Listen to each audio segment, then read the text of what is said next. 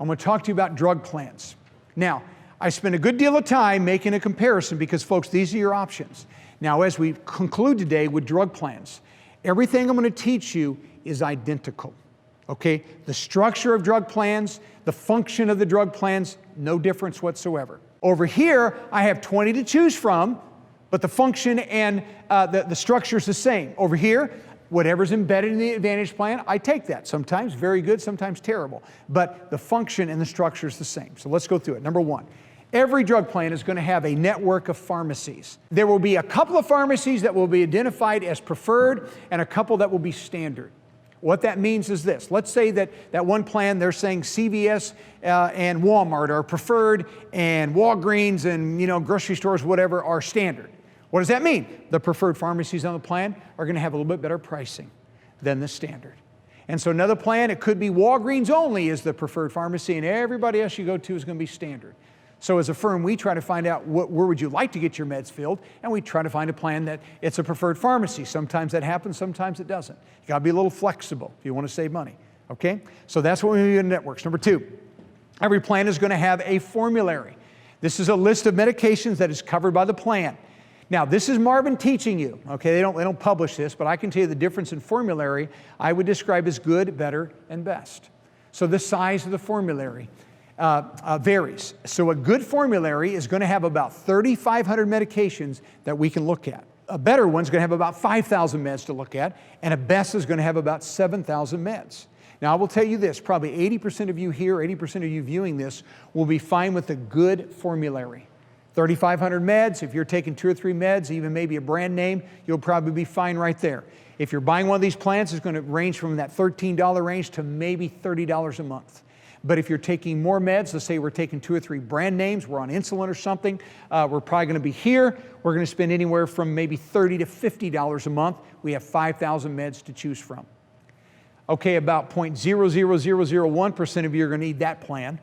This is a plan that has 7,000 meds, going to range in price from about $50 to maybe $100 a month. Very few people need that kind of a plan. So that's the difference in formulary. So this is the most important decision when we look at a drug plan. It's not the price, it is the formulary. We want to make sure we get your meds covered. Who cares if a premium is cheap if your med's not covered? That does not help you. All right? So formulary is number one. And then lastly, the good news is about drug plans is we can switch them if necessary. Every year, Medicare has an open enrollment period, and the purpose of that is for people who need to switch drug plans can do so. Okay, so this is an annual opportunity, October 15th to December 7th. So here's my point. When you buy a drug plan, it is written for 1 calendar year. And if that drug plan is not going to be in my best interest next year, meaning I'm taking less meds or more meds, during this 7-week period, we decide if we're going to switch or not. Okay, during those 7 weeks, and then the new plan kicks in January 1. I will tell you this statistically, 85% of all people do not switch their drug plans annually. Only 15% of the market will. Why? Because they need to. They're taking less meds, more meds, or maybe the plan changed something, dropped the medication, or did something where it's no longer in their best interest to be on the drug plan. And you can have any drug plan you want in your zip code. No health questions asked whatsoever. It just has to be available in your zip code. This next part is the most confusing part. I've saved it to the last, and we will conclude with this part. But this has to do with the structure of drug plans, the structure. Now remember, it doesn't matter whether I'm an Advantage plan or I have a standalone drug plan over here. The structure is the same. And the way to understand this is to understand, and we're going to compare Medicare with your and my group plans at work. Okay, quick comparison. Our group plans at work, when we have a medication that's covered in the formulary, it is given a tier number. Everyone agree to that? You have a tier number, usually tier 1, 2, 3, or 4, or 5. And whatever the tier is, that determines our copay price, our out-of-pocket cost. Everyone agree to that, right? So let's say I'm on a tier 1 medication, copay's $5. And I go to the pharmacy and I pick up my $5 tier 1 medication. I pay $5 in January and February and March throughout the whole year. And I have this one copay that never changes the whole year. Does everyone agree to that? That's the structure of a group plan. We would call that one stage. One stage. Fixed copay, never changes the whole year. Medicare, every drug plan has 4 stages. 4. So to really understand a Medicare drug plan, you have to understand what are the stages and how do we move through the stages, okay? And they all work this way. So stage number 1, folks, is the deductible stage. Deductible. Medicare establishes a deductible on an annual basis This year it is $435. Last year it was $415. They bumped it up about $20. And here's what this means. When you have a prescription you're taking in this particular stage, you're just simply going to pay a copay. So let's make it real simple. Let's say I'm on 2 medication. Let's say I'm taking generic Synthroid. It's called levothyroxine. It's typically a tier 1 medication, and let's call it $2 copay. All right? So I'm taking levothyroxine, take it monthly, one a day. It costs me $2 for that medication. And let's say I'm taking the generic Lipitor, which is called atorvastatin. It typically is a tier 1 medication, and let's say it also carries a $2 copay. And those are the only meds that I'm on the whole year.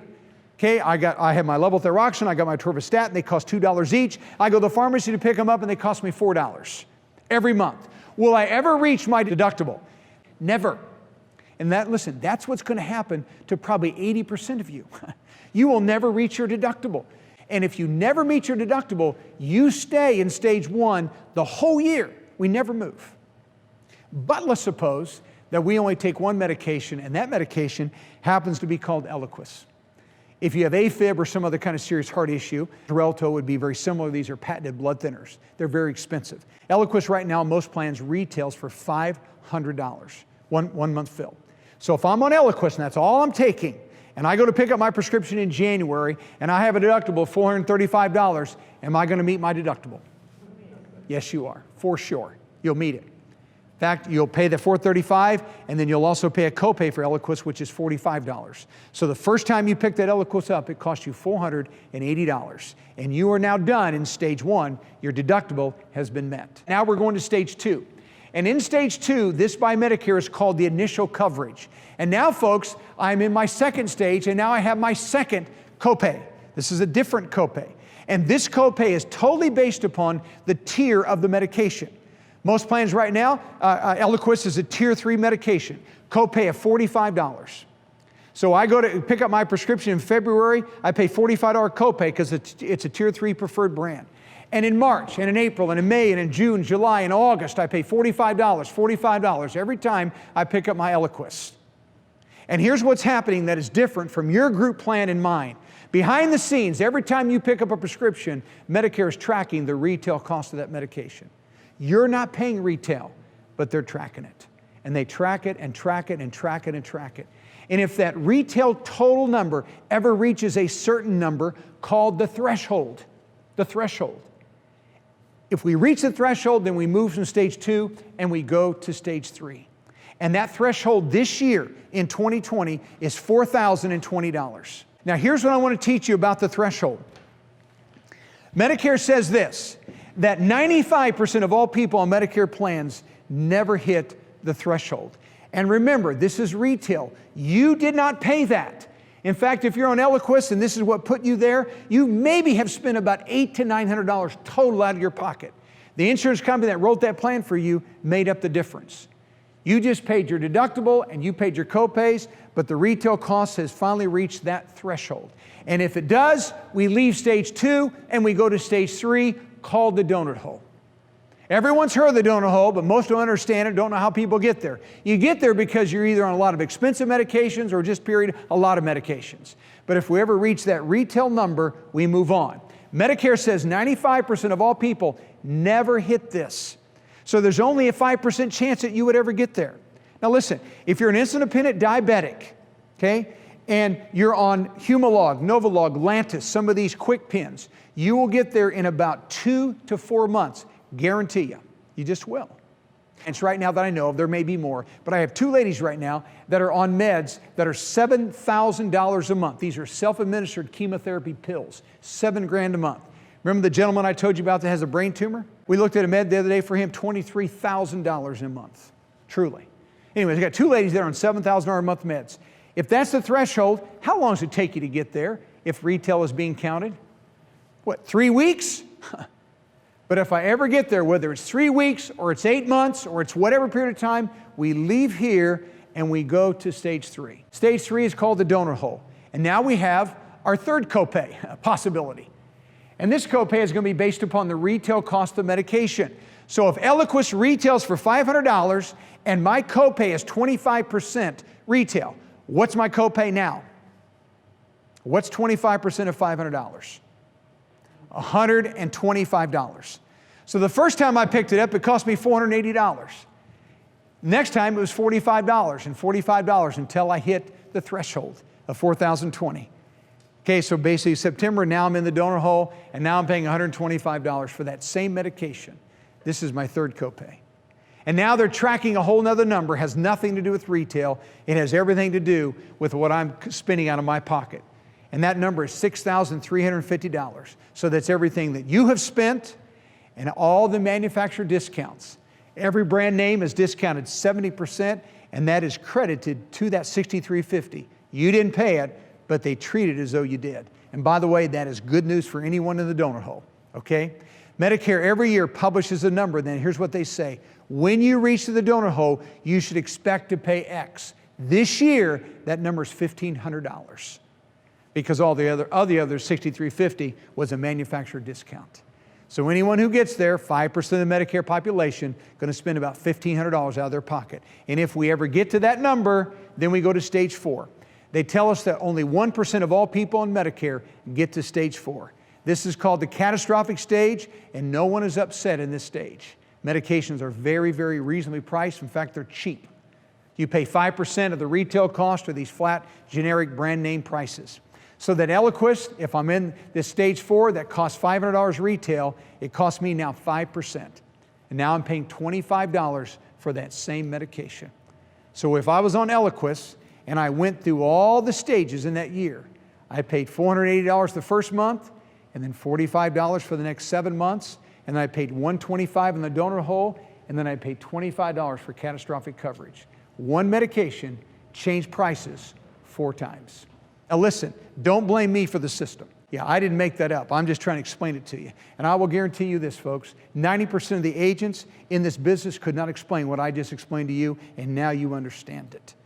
And the only way that you can avoid the donut hole is to try to be on as many generics as you possibly can, but you've got to manage that, okay? Let me tell you the guaranteed way to get to the donut hole. The guaranteed way is to take any medication that's advertised on TV. You're help paying for those ads. So every plan has that particular structure. Okay, here's my statements, and we'll wrap this thing up. Number 1, when it comes to a drug plan, enrollment is optional to a drug plan. You're not required to have one.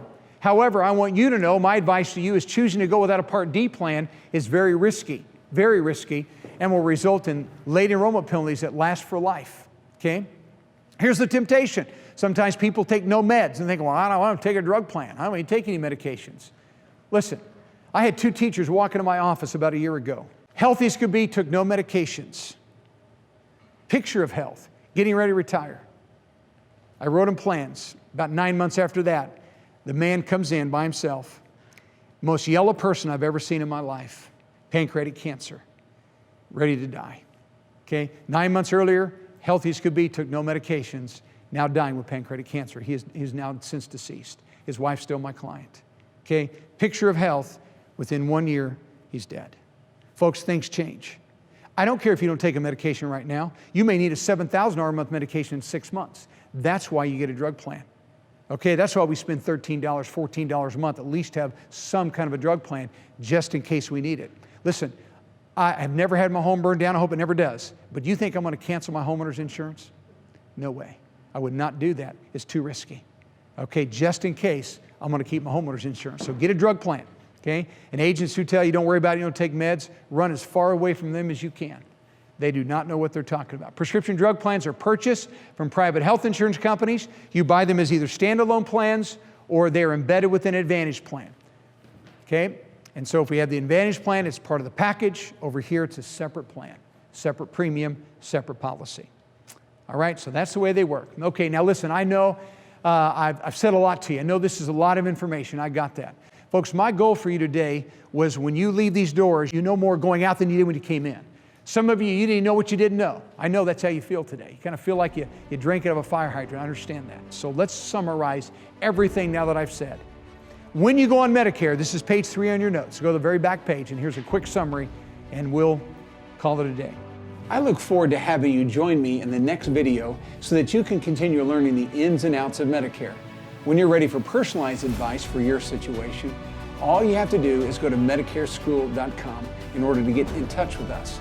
When you get there, you'll be given the opportunity to schedule a time to talk with an Enlighten You Medicare consultant. This is a completely free service for you, and there's no strings attached. We'd love to answer your questions, and if it makes sense, help you choose and get enrolled in the best plans for your needs.